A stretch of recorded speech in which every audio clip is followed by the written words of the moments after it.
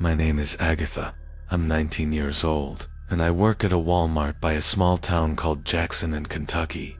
Since I don't go to school full-time, my boss would oftentimes put me on an overnight shift back when the store was open 24 hours a day.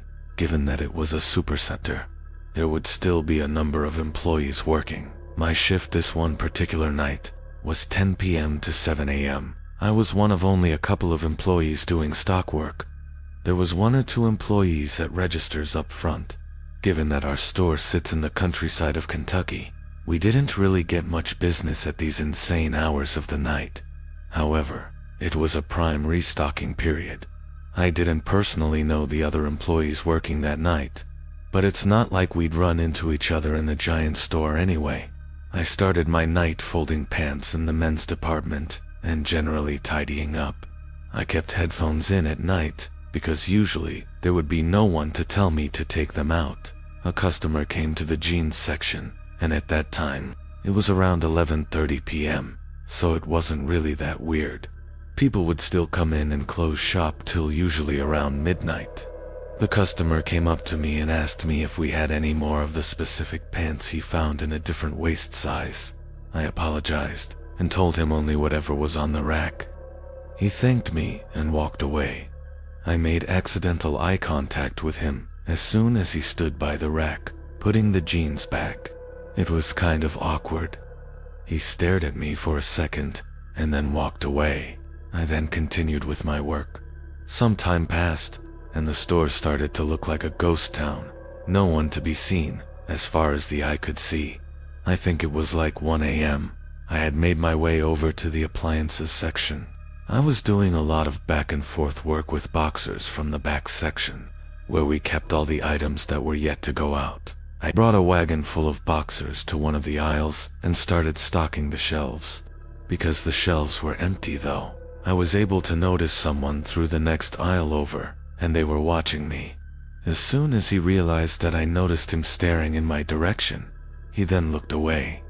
But his eyes looked really familiar.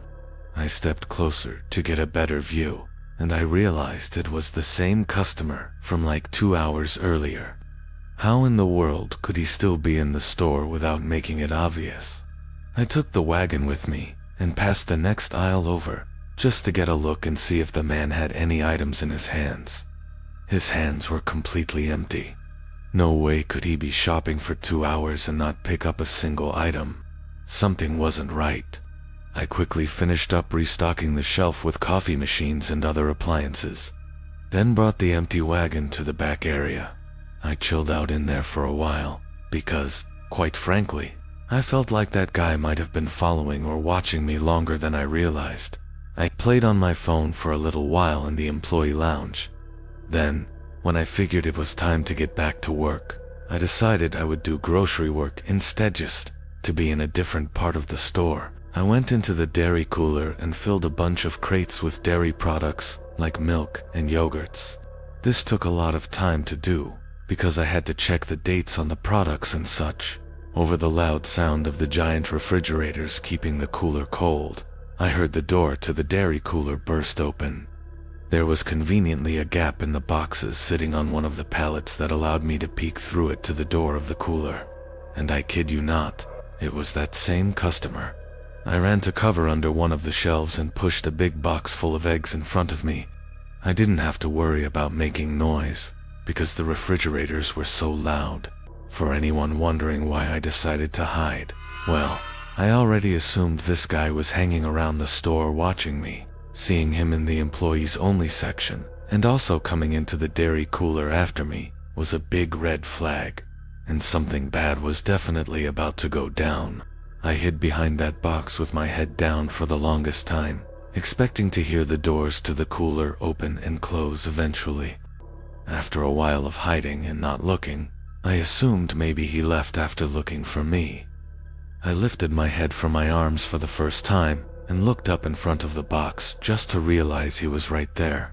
I screamed in terror while he stood there smiling at me, standing over the box.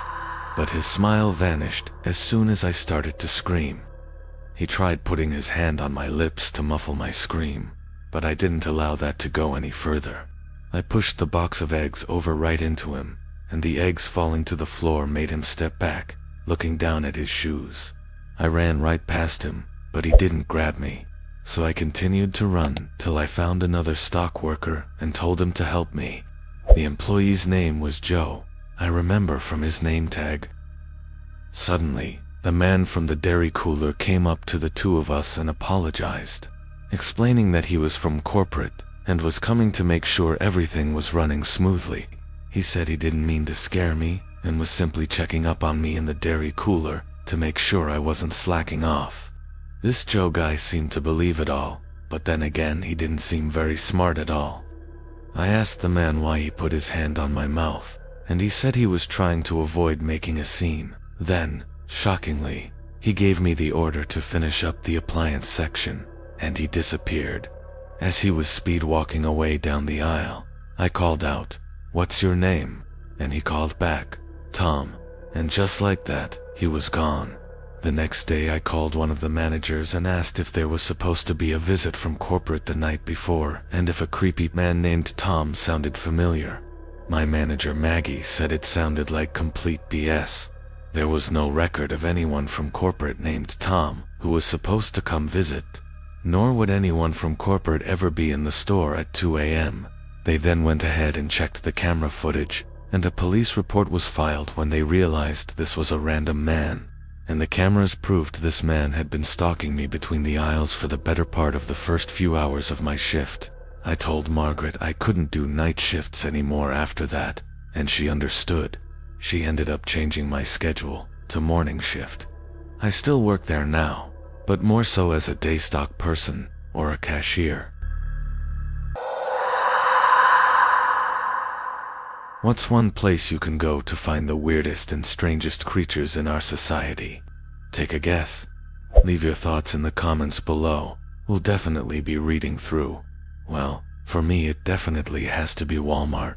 I swear, I've never been to a single Walmart where I didn't see at least one eye-catchingly strange human being. Now strange does not even cut it, for what I'm about to tell you actually happened to me.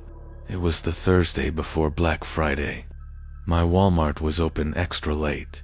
I was in there around 11 o'clock at night looking for a new laptop, and by chance I was able to find the last one and picked it up off the shelf, which it was being promoted for a really good Black Friday deal. As I grabbed it, though, some big, revolting, dirty-looking guy comes up to me and insisted he needs a laptop very badly. I nervously said, "I'm sorry, it's the last one." Then he got angry at me and started making a bit of a scene. The man clearly wasn't normal, and my heart started racing, simply because I don't get put on guard in these kinds of situations a lot. As others looked on at the commotion this big guy was making, I walked away with the laptop box quickly and went straight to a line. He kept yelling at me as I walked away. It was unbelievable. Some other customers on the line even tried to laugh with me and make me feel better, saying the guy was a nut. So I get home, my family is all asleep already. I go outside to sit in the yard by the pool and set up my new laptop. Then the light on the side of the house turned on, the one that turns on due to movement. I went to check the side of the house to make sure no one was there. Would that thing go off once in a while? Yeah, because there's a small patch of woods right next to the house, so animals would often run on the property, triggering it. Either way, I'm kind of a big wimp, so I went inside, locked the door, and finished setting up my laptop in the living room. A car alarm suddenly started going off outside. I recognized it to be my Cadillac. I looked out the window to confirm this. I ran to get my keys upstairs, then tried pressing the panic button to turn off the alarm. It didn't work from the inside, so I stepped out to the porch and clicked it off. But then I noticed a car parked in front of our house that wasn't there earlier when I got home, and any cars parked in the street on our block was suspicious enough. We live in a closed-off community, and everyone has huge driveways. I stepped down from the stoop and realized there was someone sitting in that car. I went back inside and locked the door. I went to my mom's room and told her I think someone outside means us harm. My mom and dad have a complicated situation, so my dad doesn't always stay with us. It would have been a different story having my dad there to tell about this. My mom came downstairs with me, noticeably worried based on what I told her. My mom took a look through the peephole in the front door, then gasped and put her hands over her mouth. I looked through it as well and felt ready to throw up when I saw a huge man standing on the other side of the door on our stoop. I whispered to my mom, "I think that man followed me from Walmart." Suddenly the doorknob started to turn as the man tried opening the door. When it didn't work, he started pounding on the door. That's when my mom let out a gasp and cry, and my younger sister came out from her room, who also started to panic when realized the gravity of the situation. The pounding stopped. Then there was a silence for a while. The only noise I could hear was my mom's voice on the phone with the police. A few minutes went by. My mom was still on the line with 911 with police en route, and there was a loud bang and crash downstairs in the den. A window was shattered. My mom and sister both screamed and cried. I told them to run upstairs while I locked the door to the den. I waited down there, expecting an attempt at the door or a bang. Nothing. Surprisingly, I heard a police car briefly wail its siren outside my house. It was the quickest response time I'd ever heard of. I ran outside to lead them to the den where the broken glass was.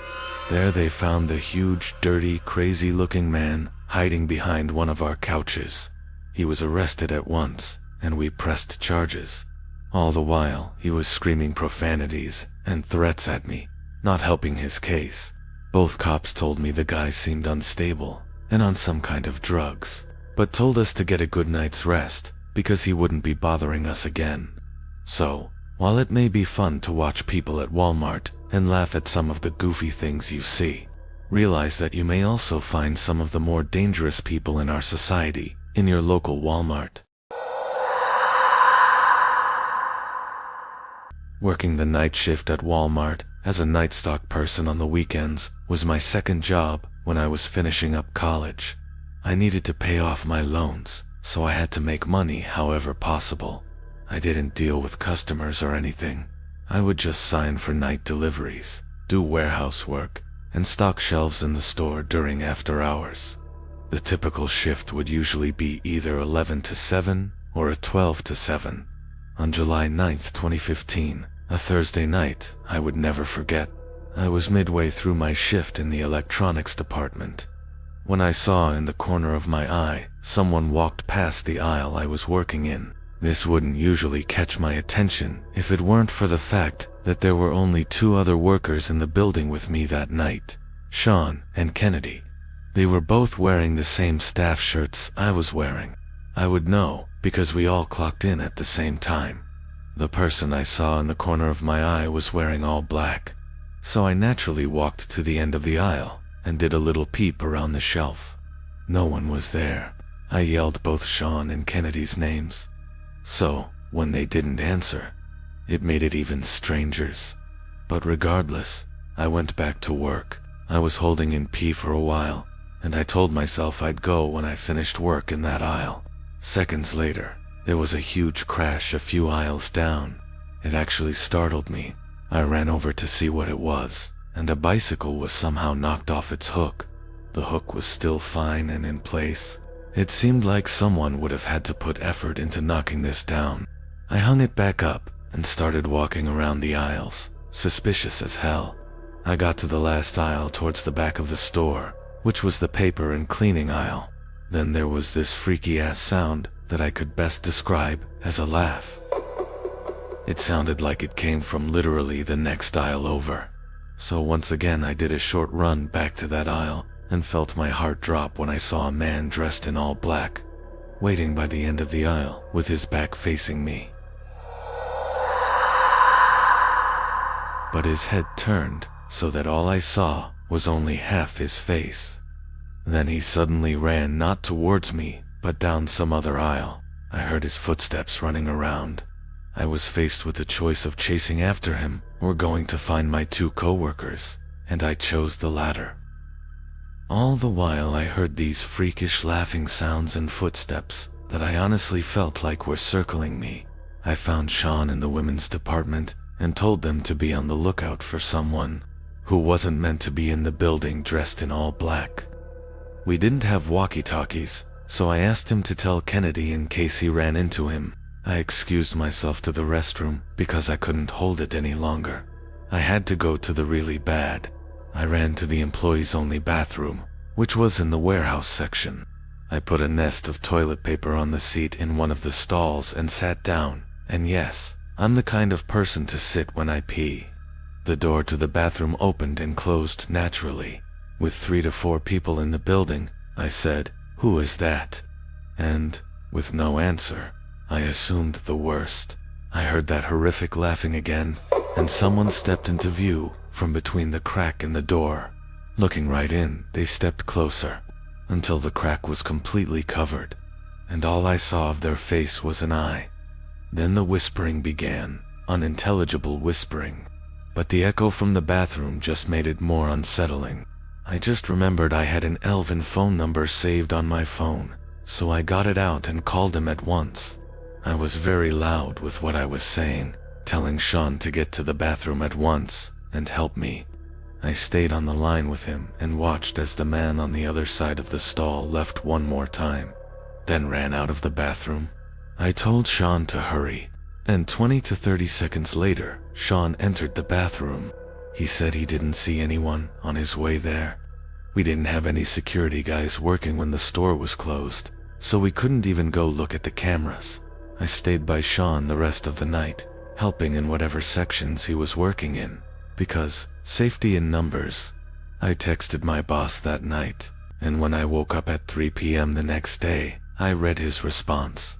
He said, all the camera screens returned static footage from the night before. Nobody went and turned them off, as far as he knew. I got chills reading his texts. He believed my story and assumed it was related to the cameras, but with no video proof of the breaking and entering or trespassing, I don't think there was anything he could do. It was all above my pay grade though. That was the only night shift I've ever had where something truly unexplainable happened. And there you have it. 3 true Walmart horror tales that actually happened. Proof that sometimes the scariest things can happen even while working at your local Walmart. If you enjoyed this video, subscribe to our channel for more true horror stories.